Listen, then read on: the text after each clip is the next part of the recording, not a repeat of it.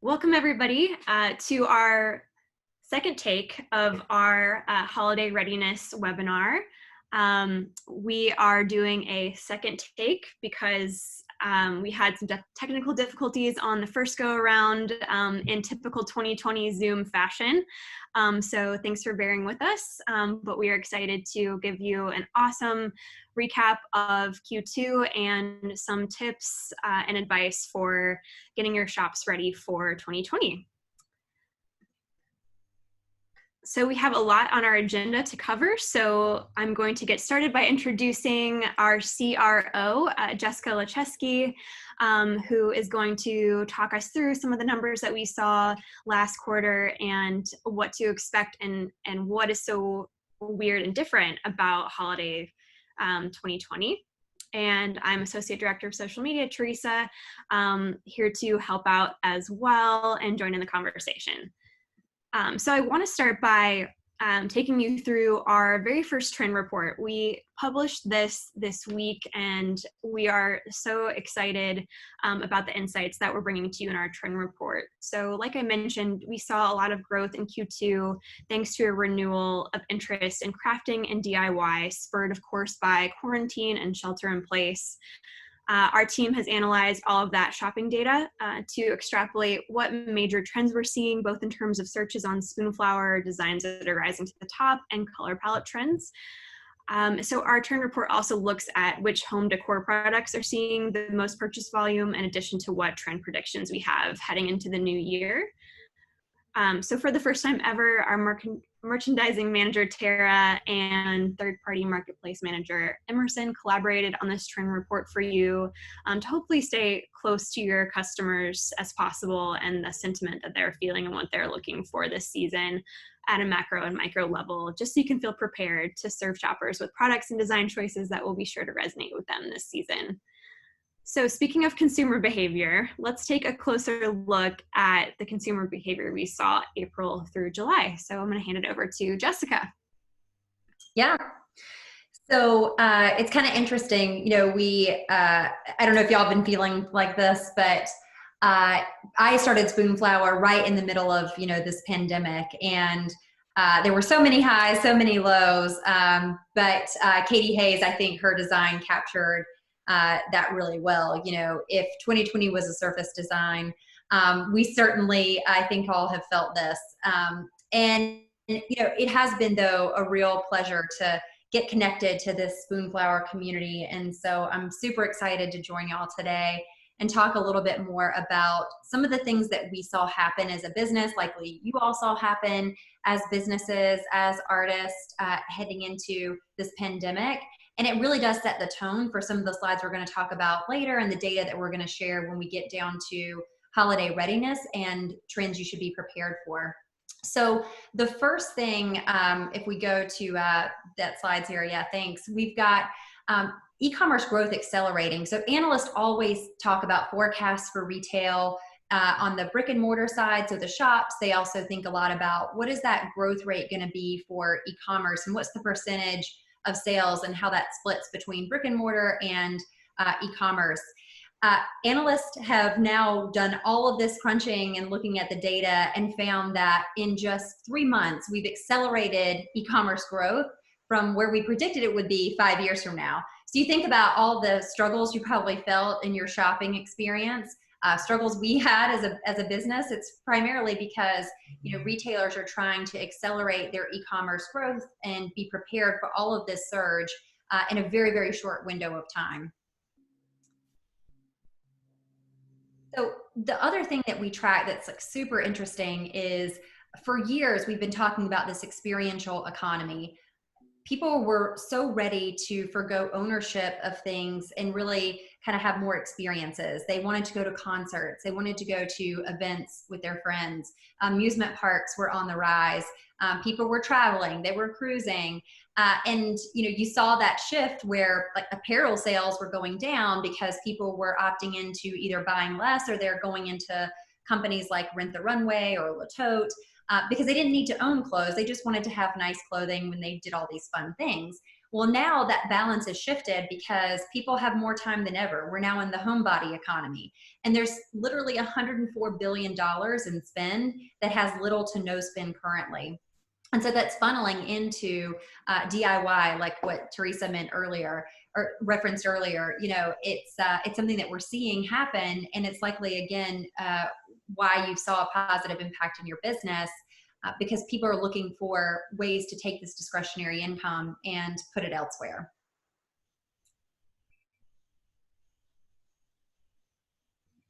So another chart and company we track a lot is Adobe Analytics. And Adobe Analytics acquired an analytics firm several years ago so that they can track billions and billions of transactions online and in mobile.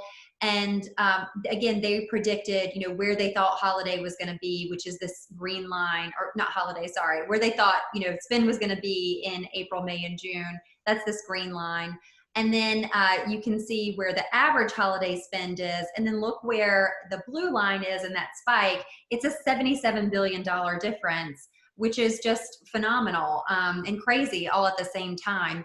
It's a lot of that's contributed from the number of new customers who are coming to shop online for the very first time. You know, their stores were closed or their stores didn't have what they were looking for. And so they had no other choice but to come online. And so there were these major and massive surges that we were seeing where across the industry over like 77% growth as well, just in e-commerce spend in the US happened in May. So it was some pretty phenomenal activity that resulted in a lot of shifts and different changing behaviors. And we go and listen to a lot of analyst reports as well, so we can, you know, bring this info back to you. When a webinar we attended back in June, one of the analysts from NPD said, anything DIY is on fire. And that a lot of that is where you see in this chart, home and garden growing at 51% between April and May. Some of that DIY got lumped in there. Where people were, you know, choosing to renovate their homes or upgrade their spaces. You can see event tickets and books and magazines trending down. Furniture and appliances with 120% growth. And that's primarily due to people trying to just figure out their office space or working from home. And there was that huge shift. A question that we get asked a lot is this sustainable? And Goldman Sachs does analyst reporting as well, and they do forecasts for e-commerce. And a lot of these firms look years and years in advance. They've already increased and shifted what their forecast was going to be over the next 3 years from 16% up to 19%. And while that doesn't feel like a huge growth when you're talking about, you know, billions and trillions of dollars globally, it's going to mean a lot, and it means that companies need to become more digitally focused and accelerate those digital plans than they had before. Yeah, Jessica, I know indoor plants are my form of self-care and anti-anxiety, so I definitely contributed to some of those home and garden numbers myself. I did. Actually, Spoonflower is like one of my first projects because I redid my my wallpaper. So that's great. It was really fun. Yeah. Yeah. Well, it's kind of, you know, like you said, Teresa, you probably bought those plants from someone, maybe, you know, a company you knew, maybe a company you didn't. But when you talk about loyalty, that trend really shifted a lot too. In April, we were on toilet paper runs. We were trying to get food. We didn't really care where we found it. We just needed to buy it. And so this green bar is tracking loyalty, and you can see how low it was in April in comparison to that darker green bar, teal bar, where you're able to see that net rise of new customers. We see the same trends in May. Loyalty does start to come back, but look how new and returning are like basically the same. That's not a trend you see a lot.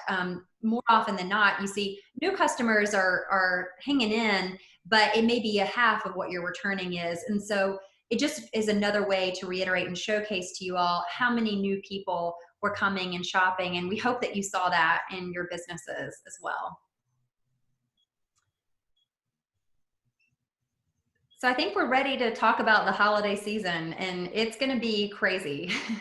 We're already starting to see some of this. And just we're going to talk through, a couple of highlights. The supply chain restrictions that we saw and issues and challenges that we saw globally happening in the pandemic are going to continue to be strained. And we're going to show you and talk you through what that means and some examples.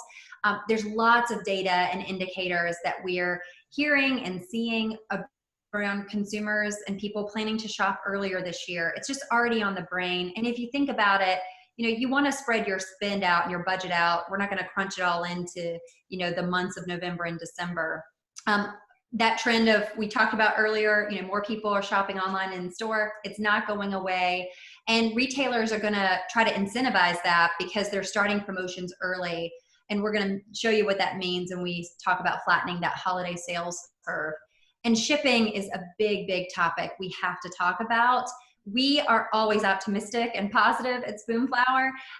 We love to see the world from, those rose-colored glasses, but we know we have to prepare for delays, and we want you to understand some of the challenges that these shipping carriers are dealing with. So we'll first start with this sentiment, the early bird catches the worm. Well, in this case, the early bird will catch those holiday worms, and those holiday worms are going to turn into sales for you all. And so that's really the theme of what we're going to talk about over the next couple of slides. So this is actually from our CEO, Michael Jones. We call him MJ here. And he, like all of us, was trying to find just different ways to enjoy the outdoors. I think that's probably where I know I'm keeping my sanity. I don't know about you, Teresa. I know you love bird watching. So yes, and actually I have a special bird feeder in my cart right now for Amazon that is not supposed to ship for about a month. And I actually wrote to another retailer to try to get a replacement for a bird feeder that I already have, and they told me they were totally sold out. So yeah, anything outdoor related at all is just flying off the shelves, or it is literally not on the shelves at all. Exactly. And this image on the left is the canoe aisle in Dick's Sporting Goods. It's crazy. This would typically be stocked still this time of year. It's beautiful here in North Carolina. Fall is actually a great time to be out on the water because it's not too hot. But it's pretty much decimated at this point. And when MJ went to ask, like, hey, well, when are you getting them in? They have no idea. And then this image on the right, is again, still August. It is a shelf in Best Buy, and it is their Wi-Fi section, which when you think about like Wi-Fi boosters and extenders, we're in back to school. So that shelf should typically be stocked pretty heavily as everyone's preparing or getting ready for their virtual school experiences. There's none, there's one. So it's a pretty tough time, from a supply chain perspective. And then if we go to, yeah, it is. And then like you talked about Amazon. Amazon is the like marquee North Star retailer for you get anything you want, same day, 2 days at max. This is an MJ other screenshot and cart when he shared this story yesterday. He was getting a sewing machine because he got hooked when he made that tea towel for the first time as part of his onboarding here at Spoonflower. So he's trying to test his goods at some other DIY tricks from our DIY sewing book. So he also needed an office chair. It's not coming until Wednesday, and that's kind of pretty typical. So, I think that just goes to show that even the world's largest retailer who has supply chain down is having some issues and struggling, which it's another statement for it's a very weird year. Absolutely. I think I was reading that sewing machine sales are up something crazy like 400% year on year, which just, explains why fabric stores and Spoonflower has seen so much extra volume. And it's a lot harder to find things like sewing machines, elastic, all of those things that go along with this hobby that is getting a major resurgence right now. Yes, and we love it. And we hope we keep inspiring those sewists to do more, for sure. So we talked about people shopping earlier, and there are, any survey you look at, you're going to see a similar type of number. Some may say 70%, but 51% is pretty much the norm of people that are already getting in that holiday mindset. And if we go to the next slide, you're going to see some examples of how this actually happened and started to surge even before, like right now, which is September. Prime Day is extremely popular. Amazon has created a holiday for themselves, essentially. And people were starting to search earlier for when is Prime Day going to happen. And Prime Day is always usually in July, and it's a big time where people will start to stock up for the holidays because there's just these amazing deals, and I get my people crossed off my list. I'm sure that feels really good. I'm a procrastinator, so I wouldn't know what that feels like. Yeah. Here. So, yeah, so then we go to the word holiday deals. You would never see this as a search term happen in April and June. And you can see that's like 1%, but it's already trending at 33% of an increase for just that phrase. And what we're anticipating people are doing is they're looking for deal sites and like places where they might be promoting their holiday deals, talking about holiday deals in the get readiness stage. So it's just another way to show you all that people are in this mindset. And those shopping trends we talked about are going to remain for the holidays. So what we saw in April through June and July, we really anticipate to see those similar types of behaviors where people are going to shop more online. Shoppers that would normally really dedicate time to being in a store for Black Friday, there's almost a tradition with families here in the US where you camp out or you go with your friends or you go with your mom. And it's just a nice thing to do. They're not planning to do that this year. And in Europe, there's so much data that we were able to see, and we see this in our with our counterparts and our customers there as well, that people are saying their purchase behavior has changed permanently. They're not planning to go shop on the high street. They're not planning to go shop in the stores because they're just not comfortable with it yet. And we anticipate that this is, absolutely will be a global trend. The other interesting thing is how the shifts are happening among segments of customers that never shop online. And that's where you're seeing these new customers come from. A lot of them, particularly in this baby boomer and Gen Z. So that's that 56 plus and that 39 through 55. Last year, Chain Store Age did a survey and they asked the same group, so the baby boomers and Gen Z, where are you going to do your shopping for the holidays this year? And overwhelmingly, they all said, oh, it's 100% in store. Like, I don't shop online. So it's super interesting to see how they're already saying they're going to do more of their shopping, half of their shopping online. So the interesting thing to think about is this customer base might not necessarily have all the same savviness. And so there could be a little bit more hand holding you have to do with them. There could be, questions that they have. So it's really important that you're catering to these audiences because they could be great, lifetime and long-term customers as they experience and discover your brand. And we've absolutely seen that in our business too. Yeah, it's absolutely so important to remember that as your volume increases, so will your customer support inquiries. So whether that means maybe hiring someone to cover customer service or asking a family member or someone or just setting aside more of those hours, that's definitely a big part of it as well. Yeah, absolutely.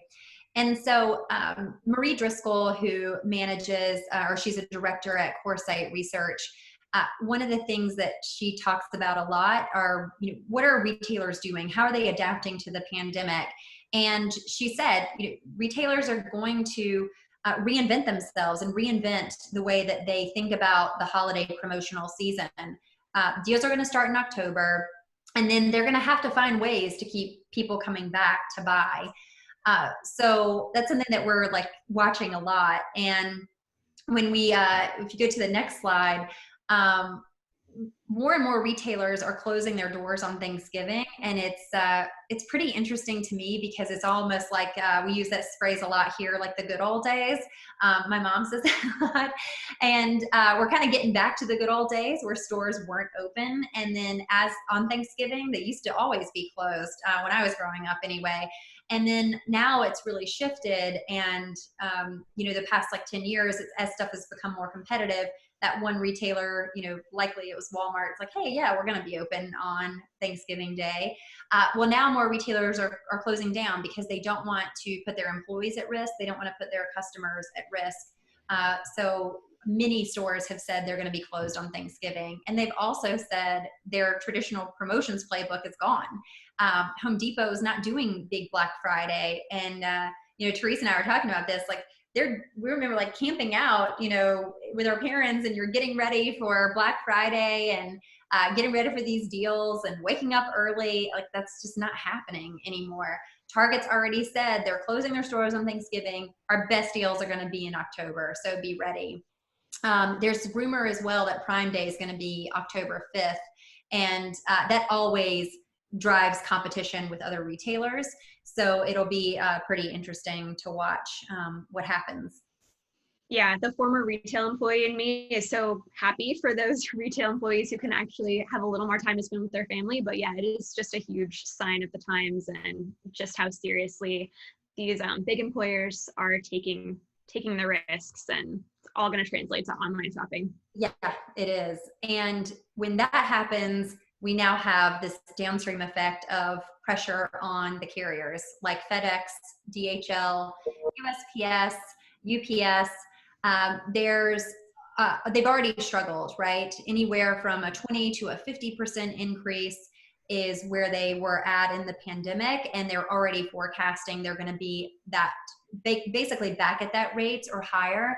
I think Ryan, who is the VP of e-commerce marketing at FedEx, put this really well. He's saying, consumers, don't wait to start your shopping. Retailers, do everything you can to pull promotions forward. And I like his last line of Mother Nature be good to us, because we really need that. Absolutely.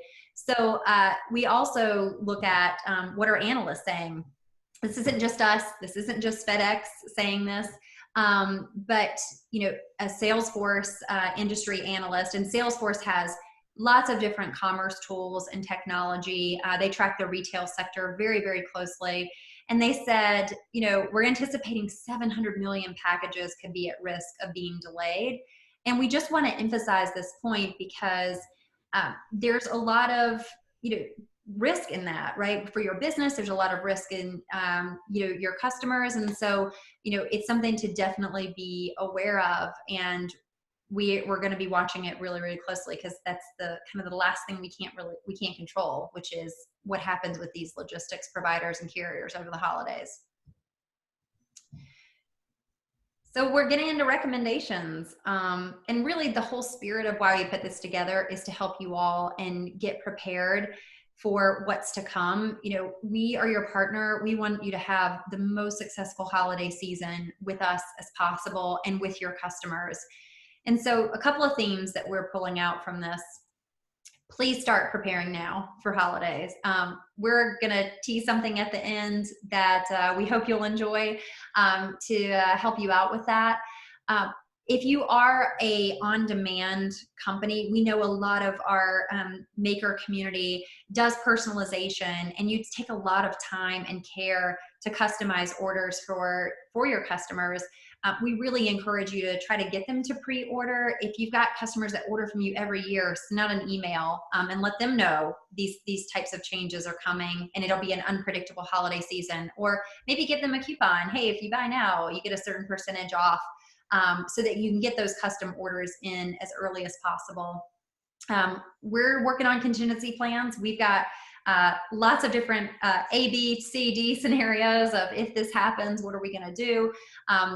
With this unpredictableness of the logistics providers and packages, we're really thinking through that a lot. We've ordered so much of like raw material so that we can be prepared and be set up. So we're getting our supply in check, in multiples of what we're even anticipating, just for this very reason, because we can't afford to be out of stock on our core fabrics.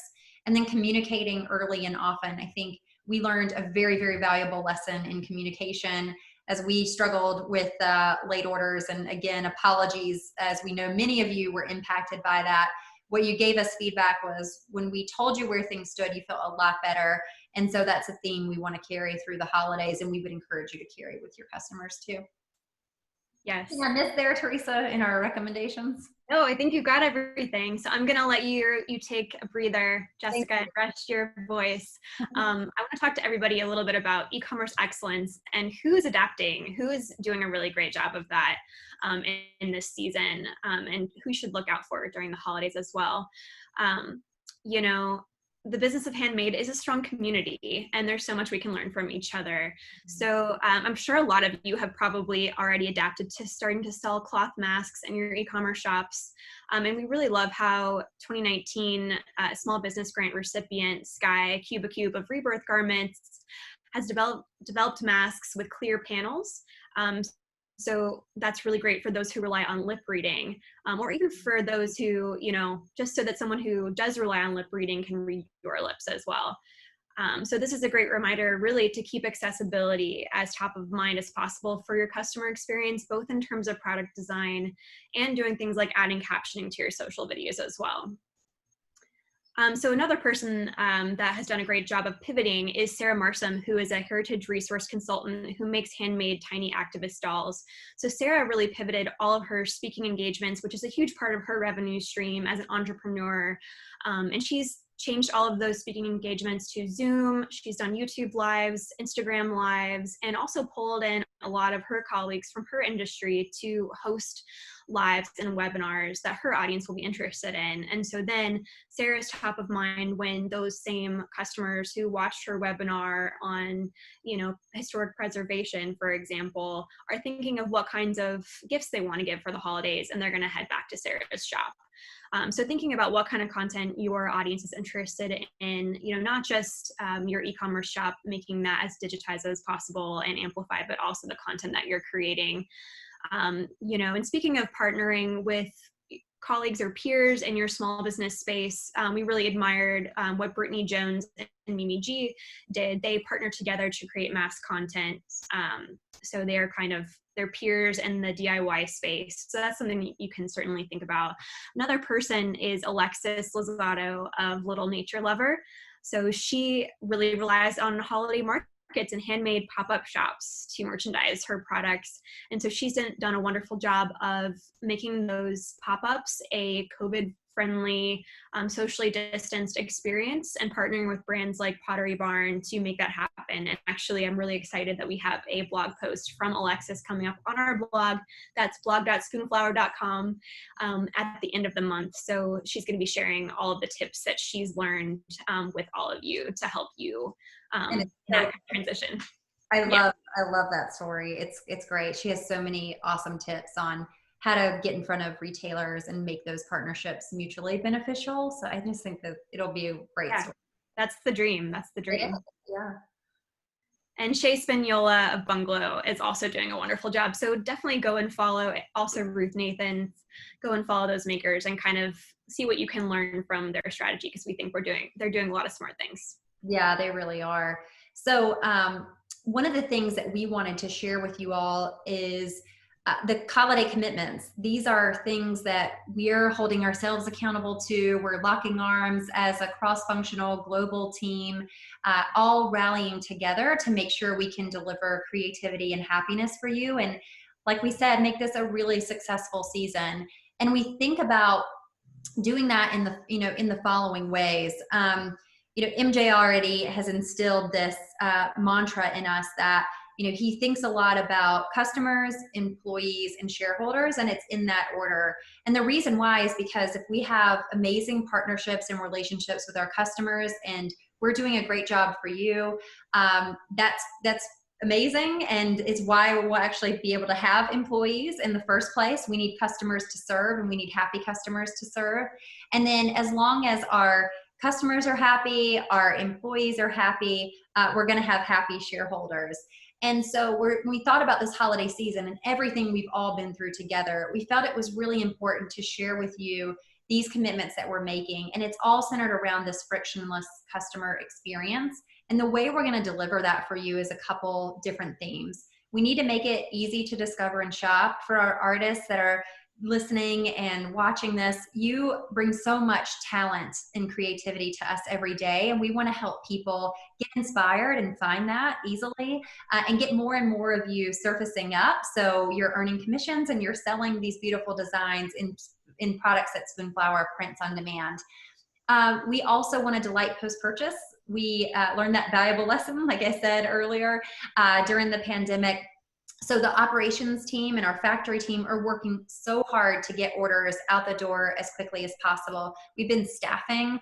We actually tripled the number of people working in our operations team so that we can be ready to take this on and get things out to you in as fast as possible, with as safe as possible. And I'll talk about that in a second. We've also invested in our customer service team. You know, they're a critical part of the way that we're able to deliver and interact with you and answer your questions. And so we're ensuring that that team has the resources that they need to field all of your questions and get back to you, again, much quicker than we have been in the past. We want to be a brand you can count on. So we talk about this dependability and reliability. Our engineering team has been working really, really hard to really elevate and invest in the technology that we use in our factory so that we can print these orders on demand, and we can print them in the right order and we can print them at the right time. And also just on our site speed and making our site reliable so that we're minimizing downtime, and it's just a very fluid, easy experience for you when you go to shop. And then the last part is employee health and safety. We're nothing without our employees, and we're nothing without our team. And that goes for our team that works in their home, and they're doing everything that they can to get ready and help communicate to you. And also the team that's in the factory, printing, cutting, shipping, sewing your orders. They're all working so hard, and we want to make sure that we are prioritizing their health. We have hired all these people I told you about, and we've got to make sure they're socially distanced, that we remain COVID free. And so we're investing a lot there. We actually just hired a new safety manager, and so we're super excited about that. And then on the other side of it is just, you know, making sure that as we're getting these orders out to you, we're doing it in the best mechanism possible. So we're hoping that you're seeing some improvements with us this holiday season, and we'll keep you posted on how we're delivering against our commitments to you. Yeah, so I want to talk a little bit about holiday shipping deadlines. So this is the first, you all are getting a first look into our holiday shipping deadlines. This is something that we created in partnership with our factory manager. If you're in Canada or Europe, you definitely want to pay attention to these dates, especially as you can see coming up in early November, actually, for home decor and some of our standard turnaround times. That's coming up pretty quickly. And of course, Pro, Guaranteed, Rush, home decor and fabric and wallpaper all are kind of on different timelines. And so definitely bookmark this page once we publish this. Stay tuned to the blog and our homepage where we will have a link to these important dates. Yeah, and I'll add one thing on this, Teresa. We are working hard to bring Rush and Guaranteed back from out of our U.S. factory. You know, we know that's a really important service to this community, and the team is just really working and hustling to make sure that we can be ready for that and deliver on it in the best way. So I would say, you know, look for some news from us in October where we're going to share a few more details about when we'll be bringing the service back for you. Yes. So for now, you know, we think a lot about how we can support you, and the very best way to get dependable, reliable, and quick service from Spoonflower is to be a pro. That is getting that guaranteed 1 week turnaround time for your order processing. You know, we have turnaround times, but they are truly estimates. So the estimates that are on our site, you know, right now it's currently about 2 weeks, but that is not a guarantee. So being a pro, you are getting that peace of mind that you're going to have 1 week turnaround time. And we really will hold true to that. You also get free shipping worldwide. So that really pays for itself if you are a frequent orderer. who is trying to supply for your own business. A dedicated help team. You know, our help team has been underwater with the increase in inquiries that we've received ever since the pandemic began, even though we've staffed up in a big way on this team. And so one huge value proposition for you joining Pro or having Pro is that dedicated help team that you receive. So that's a much quicker turnaround time to receive help back. We're working to return our live chat function on the site, but we're not quite there yet. So taking advantage of that, that benefit makes a huge difference when you need help really quickly. If you're a designer, you know, this is not just a small business membership opportunity with a lot of benefits. If you're a designer, you're going to get half price expedited shipping, half price swatches.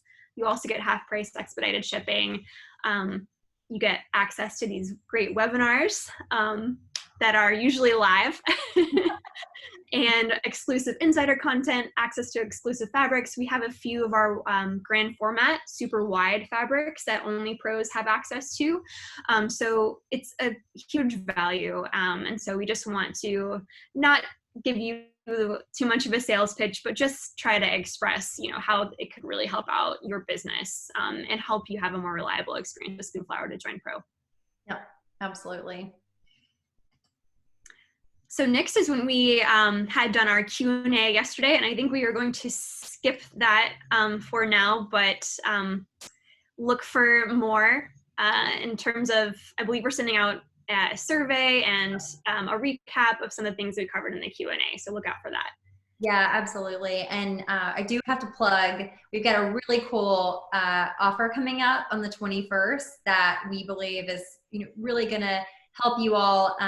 We're taking a lesson out of our playbook of what we talked about today. So please make sure to check your email. It's going to be really big and I think a huge benefit for you guys. So we hope that you enjoy that. And we thank you for bearing with us in our take two recap. Teresa and I tried our best to bring our MJ mojo into this one. And we do hope you'll take that survey and let us know what content you would find valuable, because we enjoy doing these with you. We would love to see you, but this is another great way for us to get connected and keep you up to speed on what's going on. We'd love to hear what you want to know from us. So please do the survey and we'll start to put more content out there for you. Yes, thanks, Jessica. All right, stay safe, everybody. Take care, and we'll see you next time. Bye. Bye.